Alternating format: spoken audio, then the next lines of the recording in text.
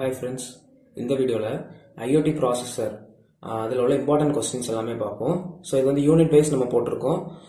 இது வந்து என்னோட ஒரு நியூ ஸ்டார்ட். இது உங்களுக்கு வந்து எக்ஸாம் முடிச்சதுக்கப்புறம் இதுல இருந்து கொஸ்டின்ஸ் கண்டிப்பாக வந்திருக்கலாம்.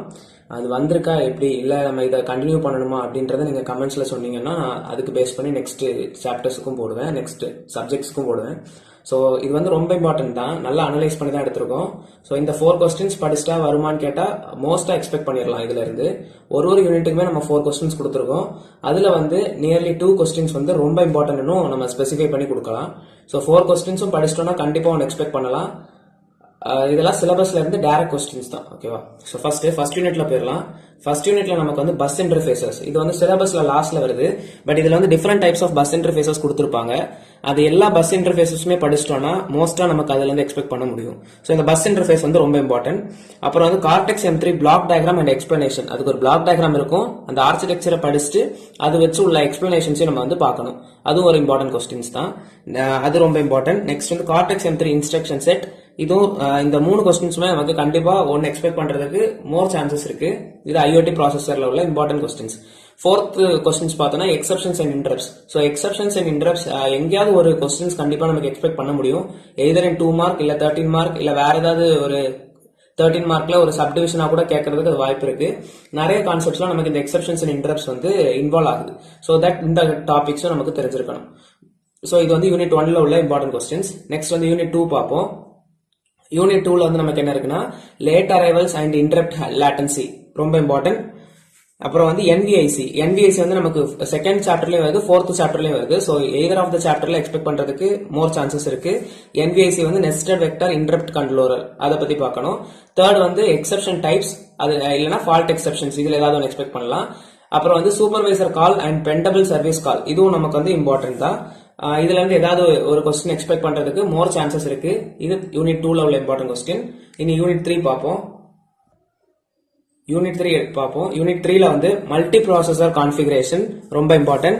அப்புறம் CMSIS using assembly, MPU memory protection unit, exception or interrupt handlers. இது நமக்கு எக்ஸப்ஷன்ஸ் அண்ட் இன்டரப்ட்ஸ் படிக்கும் போது அதுல ஹேண்ட்லர்ஸும் நம்ம படிச்சிடலாம். அப்புறம் வந்து exception programming using interrupts. So இதுல வந்து நமக்கு மல்டி ப்ராசஸர்ஸ் கான்ஃபிகரேஷன் ரொம்ப இம்பார்ட்டன்ட், அது கண்டிப்பா படிக்கணும். MPU அதே மாதிரி மெமரி ப்ரொடெக்ஷன் யூனிட், அதுவும் இம்பார்ட்டன்ட். SMSIS யூசிங் அசம்பிளி, அதுவும் இம்பார்ட்டன்ட். இதெல்லாம் 3rd யூனிட்ல உள்ள இம்பார்ட்டன்ட் கொஸ்டின்ஸ். 4 கொஸ்டின்ஸ் வந்து நம்ம சிலபஸ்ல வந்து ரொம்ப இம்பார்ட்டன்ட் டாபிக்ஸ் தான் எடுத்திருக்கோம். இதுல இருந்து கண்டிப்பா எக்ஸ்பெக்ட் பண்ண முடியும். நெக்ஸ்ட் வந்து 4th யூனிட்ல வந்து memory and bus architecture more importance கொடுத்து பாருங்க. இது கண்டிப்பா எக்ஸ்பெக்ட் பண்ணலாம். Memory and bus architecture, STM பத்தி கொடுத்திருப்பாங்க. அப்புறம் GPIO general purpose input output, அதை பத்தி எக்ஸ்பிளைன் பண்ணிருப்பாங்க, அதுவும் important. USART development and debugging tools important question தான். ஸோ இந்த memory and bus architecture, GPIOs ரொம்ப இம்பார்ட்டன்ட். அதே மாதிரி 4th யூனிட்ல வந்து நமக்கு சப்டிவிஷன்ஸா கொஸ்டின்ஸ் கேட்கறதுக்கு மோர் சான்சஸ் இருக்கு. அது நமக்கு தெரிஞ்சிருக்க வேண்டிய டாபிக்ஸ் இதெல்லாம் என்னன்றது கண்டிப்பா தெரிஞ்சிருக்கணும். கம்பேரேட்டர்னா என்ன, அனலைசர்னா என்ன, டீபக்கர்னா என்ன, ICனா என்ன, டைமர்ஸ்னா என்ன. டைமர்ஸ் வந்து GP டைமர்ஸ் கொடுத்திருப்பாங்க. லாஜிக் அனலைசர், இந்த IC இன் சர்க்யூட் எமுலேட்டர் ரொம்ப இம்பார்ட்டன்ட். இந்த மாதிரி எய்தர் ஆஃப் த டாபிக்ஸ் வந்து நமக்கு சப்டிவிஷன்ஸ்ல போட்டு கேட்கறதுக்கும் மோர் சான்சஸ் இருக்கு இந்த லெசன்ல. அதே மாதிரி இந்த லெசன்ல தான் நமக்கு NVIC வருது. ஸோ எய்தர் ஆஃப் த லெசன்ல நமக்கு அது எக்ஸ்பெக்ட் பண்ண முடியும். இந்த 4th கொஸ்டினும் ரொம்ப இம்பார்ட்டன்ட். இது எல்லாமே தெரிஞ்சிருக்கணும் கண்டிப்பா.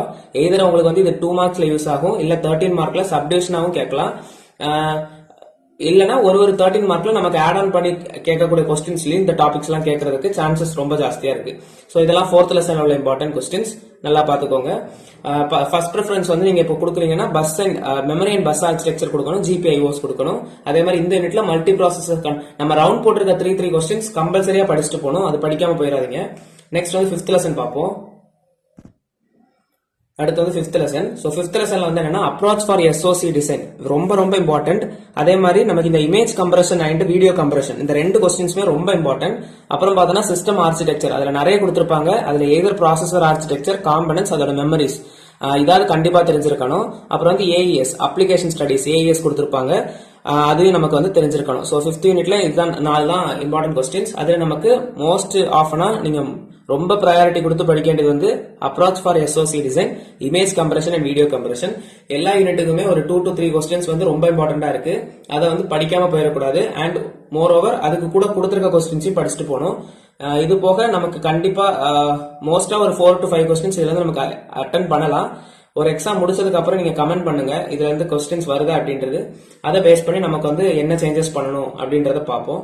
அனலைஸ் பண்ணிட்டோம்னா ஈஸியா எடுத்துடலாம் இம்பார்ட்டன்ட் கொஸ்டின்ஸ்லாம் எதுன்றத. So thank you. லைக் பண்ணுங்க, பிடிச்சிருந்தா ஷேர் பண்ணுங்க ஃப்ரெண்ட்ஸுக்கும். ஸோ ஃப்ரெண்ட்ஸுக்கும் யூஸ் ஆகும் கண்டிப்பா இம்பார்ட்டன்ட் கொஸ்டின்ஸ் பார்த்து படிக்கிறவங்களுக்கு.